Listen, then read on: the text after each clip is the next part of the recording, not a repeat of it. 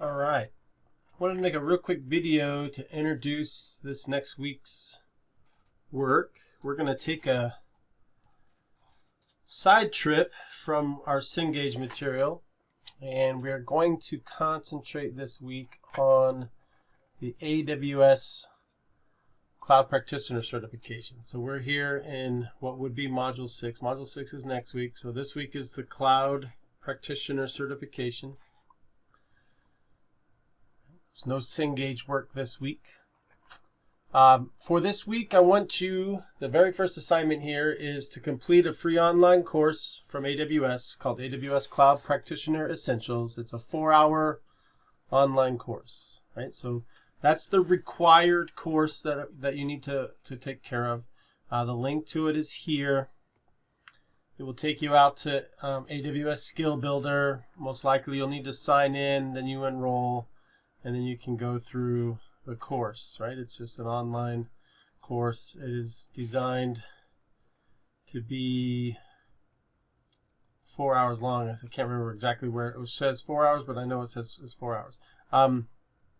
So also to think about this, right? If you're thinking about getting the AWS Cloud Practitioner, and I highly recommend that you do this, oh, here's the 4 hours here, but you do this certification. Right? I think the certification is like $100. And if you do the AWS Academy training, which I'll talk about in a minute, I believe you can get a 50% discount off of that. But I think everybody that's taking this class should try to come out of it with one certification. We're actually covering 4 different certifications, and the AWS Cloud Practitioner is a really good entry certification for the cloud computing, right? So this is that training class. It's 4 hours long. Just going to cover the idea of what the cloud practitioner is and all the kind of the objectives that are on the tests, right? What I need you to get accomplished is provide a screenshot showing your passing results on the final assessment. Make sure that you include the percent completion indicator found in the upper left corner of the training course, showing the percentage complete, and make sure that it's above 90%. Okay. Additionally, if you are interested in the AWS Cloud Practitioner certification exam, like if you want to sit for the exam, I think this little course gives us a really good overview of it, but I don't know that it's deep enough, right? So in AWS, everybody's been added to an AWS Cloud Practitioner certification course. If you go out to the Academy here, and you look at this Cloud Foundations course, this is a 20-hour course. Most of it is video, right? There's videos, there's student guides, there's knowledge checks. Videos, student guides, knowledge checks. I believe later on, like down here, there's a lab, which will be similar to labs that we're going to do in the class, in a regular course. But there's labs. There's a couple of labs here near the end, right? But this is about, like I said, about 20 hours of work to get through. Okay, you can do it self-paced. It's not a requirement, but it is highly recommended if you plan on taking the certification. And again, I do recommend that you consider taking the certification. Okay, now additionally in this module, I've added some web pages, right? So there's a web page here about AWS certifications. Okay, I like this choose your path here.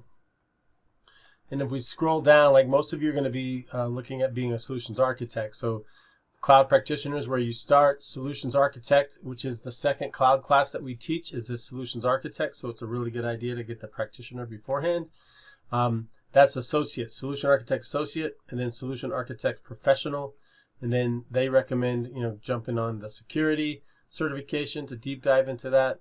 I believe down here there's another one called Advanced Networking. That's another really good extra certification to get. Cloud Engineers, right? Practitioner, Solutions Architect, and they get into data analytics and security. If you want to be a system admin, which I think system admin and solution architect are real similar to each other. They do go a different route. They go SysOps, right, and DevOps, right? So that's going to be if you're going to work in a company that is doing programming, right, and you're responsible for maintaining the systems for the programmers and automating that. If you're going to be a cloud engineer, cloud practitioner, sysops, security, then DevOps, and advanced networking, right? So I think that's a really nice set of stuff as well. So just it's kind of fun to see kind of where you want to be and then what they're recommending, like for a network engineer, cloud practitioner, solutions architect associate, advanced networking, and security, right? There's also that solutions architect professional that you can kind of sneak in there, and then you'd be really a network architect, solutions architect, right? So that's a good, but this is a good kind of baseline to give you a sense of what it's all about. Additionally, in the module, there are, when it gets there, there's some information specifically about the cloud practitioner certification, right? So this is going to go through and explain more about that exam. And then there's an exam guide. So it's the official exam guide from AWS. So these will help you get a sense of what the test is about. Cloud practitioner sample questions. So there's 3 pages of sample questions. And then on O'Reilly, which is, we get that free through the library, I've given you links to 2 books and a video course, right? So plenty of material here to kind of work through. None of it, and I would say a lot of it is not required. It is highly recommended that you pursue certification in this course, and this is the one that we think is the most practical one to attack. It sets you up really well to take the second cloud class, and I wanted you to make sure that you were aware of what's expected this week. What's expected this week is to go through this free online course, not that one, the skill builders, right? And then at the very end of it, just show me your percentages done, right? But I did want to provide you a lot of other material, and for example, this AWS course, right, which is the official course from AWS to prepare for this exam. I've gone through the course a couple times. You can see I've already checked them.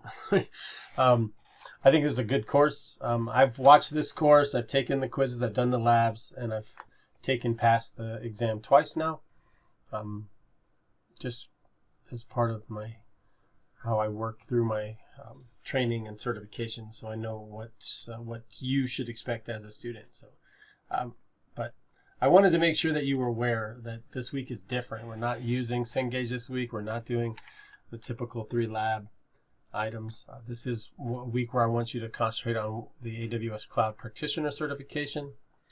In later modules, right? So we'll do the next, we'll do this module this week, and then we'll do 3 Cengage modules, and you'll do a Cloud Associate, a Google Associate Cloud Engineer training. Then we'll do 2 more modules, and you'll do an Azure Fundamentals training before the final exam.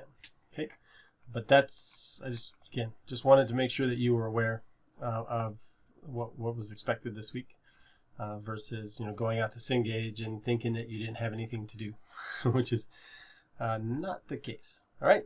If you have any questions, as always, post them in Microsoft Teams so everybody can see the question and the answer. That way, then everybody learns as a group. And then, other than that, if you need anything, Teams is the best place to do it. All right. I hope you find this training this week to be fun and helpful in pursuing your knowledge in cloud computing.